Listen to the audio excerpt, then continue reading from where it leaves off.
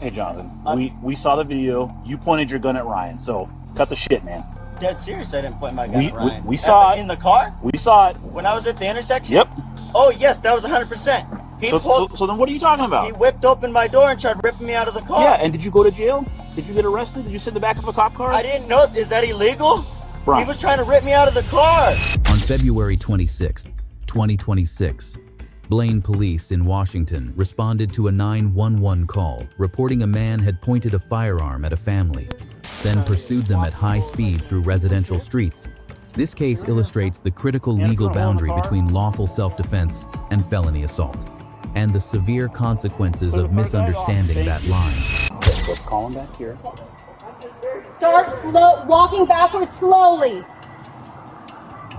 Keep walking. Keep walking. Just keep walking straight back. Stop right there. Okay? Go ahead and take 2 steps to the left of you in the back of the patrol car. Stop right there. Get down on your knees slowly. Can you move back a little bit? Okay. Go and cross your ankles. Do not move. Do you understand? Yes. Do not move any sun movement. I'm not moving at all. Move up and... So hang on. So check with your partners. So Okay. make sure everybody's good. Yeah. Someone please tell me what's happening. Jonathan, if you move, you will be shot. Do you I understand? am not moving at all. Do you understand? Yes, I understand. I am not moving. Okay, so I'm coordinate with not your going to partners. move. Okay. Are we good to move? So you got the car, Andrew? I don't Okay. see Chief, if you want to go hands, I'll go less lethal. Violet, you can stay lethal. Okay, whenever you're ready. Ready? All right, let's go. Okay, here's your back. There you go. Perfect. That's good. Appreciate that. Trying to be as cooperable as I can. We appreciate it. Stay right here, okay? Cool. All right, we'll still in. I have portable Who's still in chargers in this pocket. in this car here. Heads up, I got portable chargers in this pocket. Okay, let's stand up. Heads up. Portable chargers right here. No gun on you? No, Nothing. I got concealed carry in the car. That's Okay. it. And if you want to hold on the car, Which car? clear the car, guys. Awesome, thank you.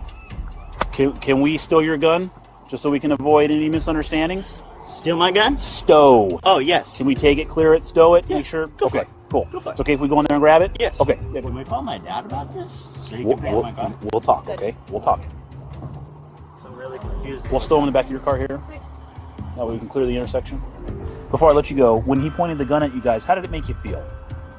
I was fucking terrified for mine, my child, and my wife's life. You were I didn't afraid know that he what was might shoot happening. you? 100% thought that was the end right there. I did not think I was getting away from it. Okay, sounds good. We will be talking soon. I appreciate it. All right, thank you, Yep. officer.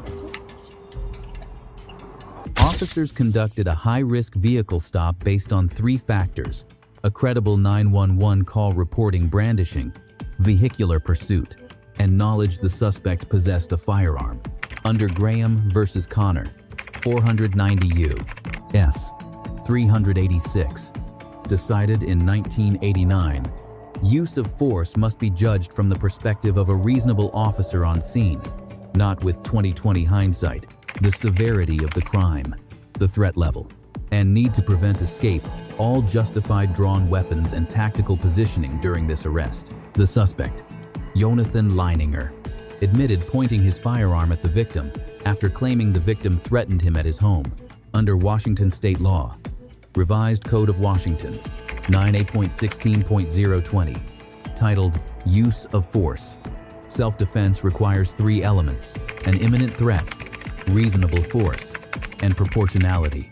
Even accepting Leininger's claim that he was initially threatened, the moment the victim drove away, any imminent threat ceased to exist. Leininger's decision to arm himself and pursue the fleeing vehicle transformed him from potential victim into aggressor. This is the fundamental error. Self-defense permits using force to stop an imminent threat. It does not permit chasing someone who has fled the scene. Cool. Okay. We'll see what Jonathan has to say. Do you understand each of these rights I've explained to you? Yes. Okay. Having these rights in mind, do you wish to talk to us now? Yes. Okay. So one sec. Let me just roll the window down all the way so we can hear you. He was in a gray or a dark black Mercedes. He pulled up in front of my house because I just got off work. I work at the skincare place on 14th Street. I just got off work at 4:30. Left from there, was going home. I pulled up in my driveway and this guy pulls up, starts waving something out of his car saying, "F you, I'm gonna steal your cars and I'm gonna kill you." he said he was gonna kill Yes, you? that's why I'm morally confused of why am I getting told that, why am I getting arrested? Why did I, like, I wanted to follow him and ask him, like, yo, what's your issue? What's your deal? What's your problem? I ain't trying to start no beef. I ain't trying to deal with no gun situation because I've already gotten warned about the cops already. You guys already told me don't do anything stupid with your gun. So I've learned that from the first time. I've already had a fucking situation once with it.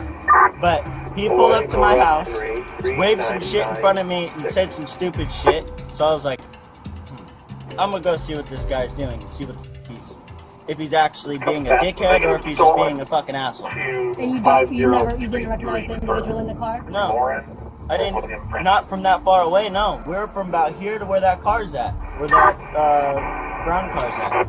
Because I was in my driveway. Caution to John 9 status. I was in my driveway with my car off. You can check my camera footage too. Code 4. Code 4. I have camera footage at my house that proves I was in my driveway with my car off. I was getting out of my car. So you were getting out when Yes. this car pulled out? Yes, they were, well, I can't really show you, but they were coming down Mitchell, or I think that's, no, Adelia, right? Which one is that? If you're heading towards the stop sign towards the school. If you're on that road heading that way, they're passing my house. Okay, I don't know where you live. Well, I live on Adelia Street. You live on Adelia. Okay. He knows where I live. If you leave right where I normally park my Civic, you know where I park my Civic? On that little hill part? Yeah. That's where I was parked. I was getting out of my car right there, and he pulled up with his window down saying, "Fuck you," waving something. I didn't pay attention what the fuck it was. I got dark ass window tints you can see. I can't really see shit. So I was getting out, and as soon as I was getting out, he was saying some stupid shit. So I'm like, Stupid shit like what? I'm gonna fucking kill you, and I'm gonna steal all your cars. Like, Okay. what's your fucking issue? Like, dude, I just got off work. Okay. Like, I'm sorry if my car's loud. Okay. That's my bad. I didn't mean to. Okay. But like, so I followed him, and I was trying to wonder what the fuck he was doing. Okay. So he kept driving like a jackass, cutting people off, fucking ran the stop sign over there, and I'm like, all right, fuck this. And that's when you guys see me over here, because I was gonna pull up to you guys because I seen a police officer at the courthouse, but there was no one in the car. So who was driving, cutting people off? You He were? was. No, He was. I was not cutting people off. I was just trying to catch up to him. You guys could And hear. what was going to happen when you caught up with him? I wanted to just ask questions. I wasn't trying to be a dick. I wasn't gonna pull no gun. I wasn't gonna do none of that. Okay, so you know how it looks, right? Yeah, You I- chasing somebody, No, right? I totally understand that. But if you're gonna come up to my house threatening and shoot me, I'm gonna want to ask questions. So why He didn't you call sped the away. cops right away? Because you guys don't listen to me. Normally, it happens is I get put in the back of the cop car and I get arrested. Just like the same with the Ryan situation. Yeah, I don't know anything about that, right? Yeah. So He said I pointed a gun at him, and I'm like, dude, what the fuck? I'm like, I'm not pointing my fucking gun at people. Hey, Jonathan. We saw the video. You pointed your gun at Ryan, so cut the shit, man. Okay. No, dead serious. I didn't point my gun at Ryan. we saw it in the car We saw it. when I was at the intersection. Yep. Oh yes, that was 100%. So then what are you talking about? He whipped open my door and tried ripping me out of the car. Yeah, and did you go to jail? Did you get arrested? Did you sit in the back of a cop car? I didn't know. Is that illegal? Brian, He was trying to rip me out of the car. listen to me. I'm being serious. Okay. You didn't go to jail. We didn't put you in the back of the of a police car. We put you in handcuffs. No, I was trying to talk to you guys after that. Okay. So you're fine. Okay. Okay. So don't talk about that. We're talking about today. Okay. Okay. But yeah, that's what scared me shitless from last time. Because you guys already told me, my dad already told me, don't fuck around with that shit. You go fucking life in prison for that stupid shit. So how did you feel when he said he was going to kill you? I was kind of scared. So But not really. So you were kind of scared, but not really. I was more like wondering of like, is this guy fucking around? Because me and my buddies fuck around on the video game all the time.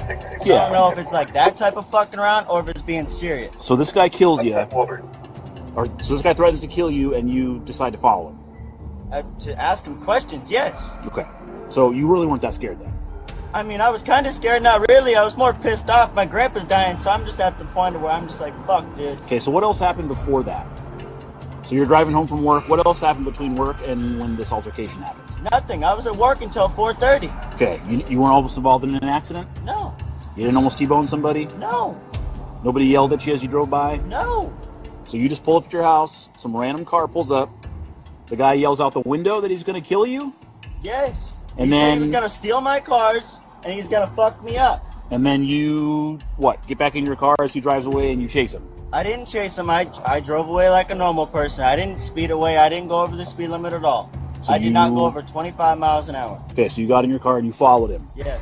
Okay, where did you follow him to?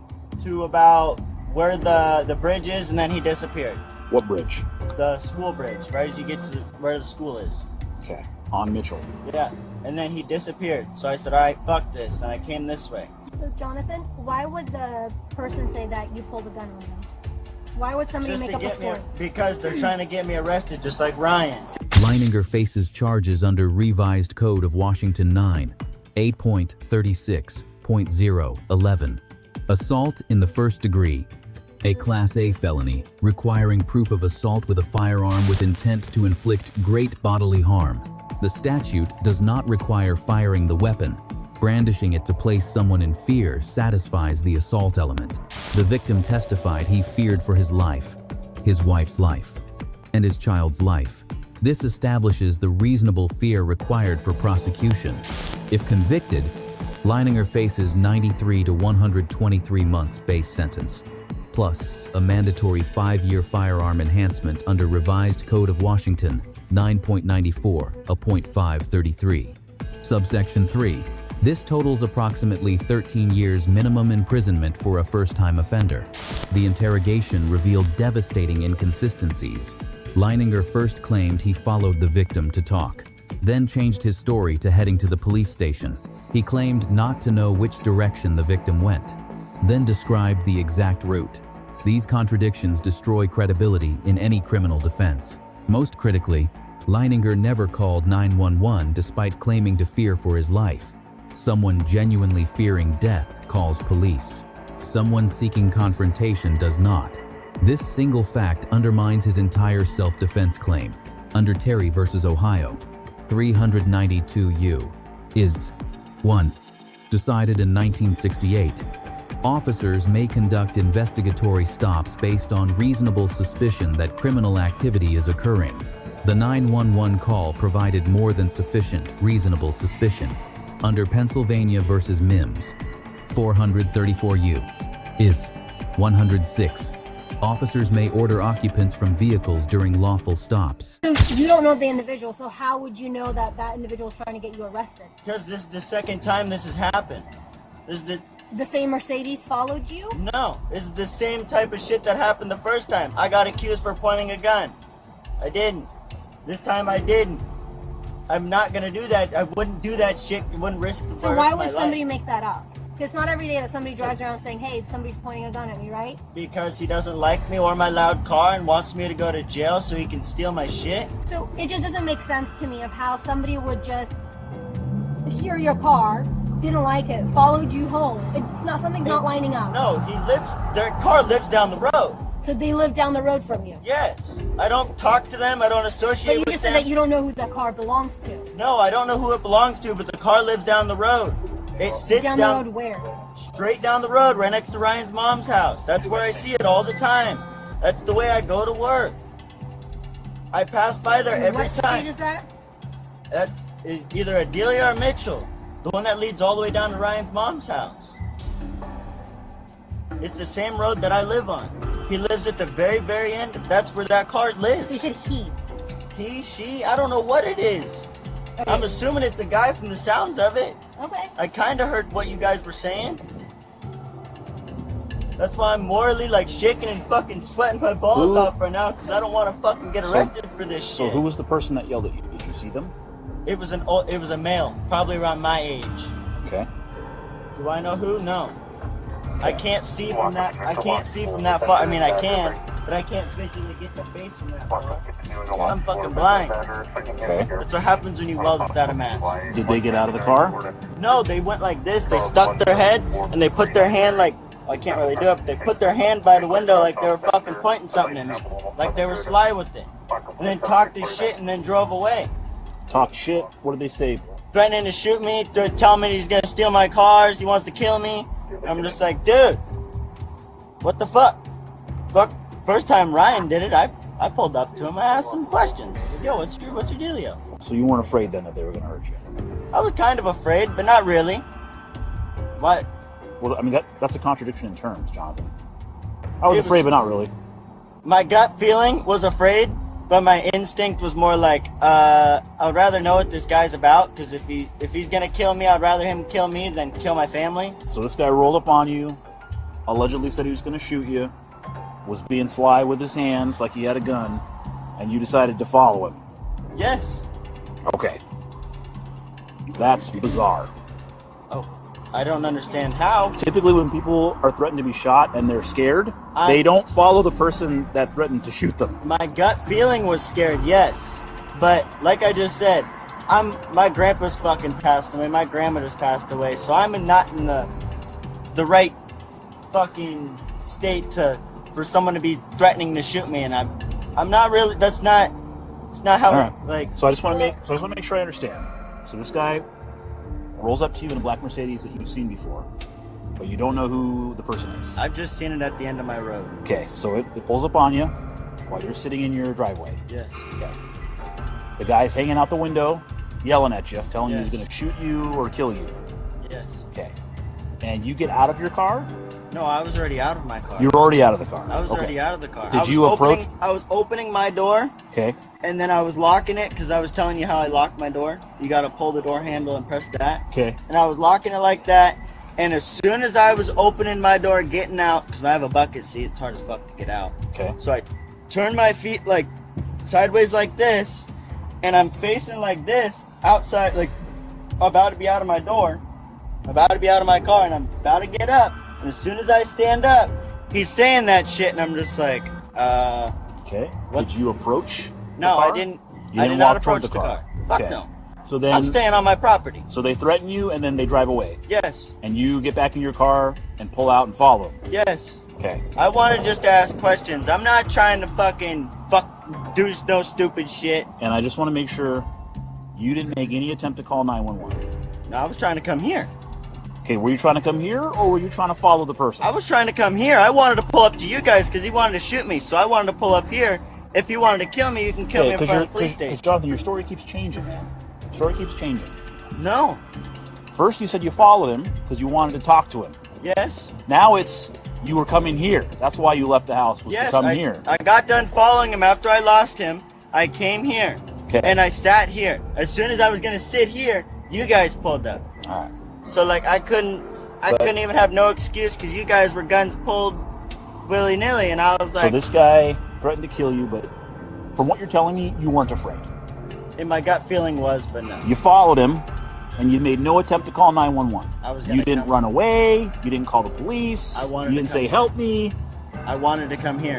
Is But what you I was followed gonna him do. first, right? He went that way. I went this way. Okay, but you followed him, right? You live way over on Adelia, and Yes. we're over here on 3rd Street, so you followed him over here. No. He went that way. I went this way. What's that way? What's that way? I can't point. Hey, What- Jonathan, you've lived here your whole life, man. You don't know what these roads are? No, I honestly don't. All right. I'm dead serious. But Okay. no, it's, if I'm correct, that's Peace Portal. That goes all the way down. Okay. He was going to Peace Portal. I Okay. went this way. I went up towards the school. He went Peace Portal. But So like, But earlier you said he just disappeared. You didn't know which way he went. yeah, he went up Peace Portal way, and I didn't try following him But because I you went told this us way. that he disappeared. And Yes, you he didn't know which way disappeared that way. Okay, but you said you didn't know which way he went. I don't know which way he went But after you're now that. you're saying he went to Peace Portal. He went to right over there, right as you get to the intersection, to right where my house is, and he left from there. Like, Okay. You're telling me that you only followed him for the 50 feet it took you to get back to Mitchell from your house? it was more like 100 feet, 200 feet, Okay. and then I was like, Did you follow him on Mitchell? no. I followed him that way. as soon as you hit the what's it called, Peace Portal, and then he went down. Okay, so towards Adelia this runs way. east-west, Well, okay. he was going from down the hill. and it doesn't intersect with No, Peace Portal until you get way down here on the end.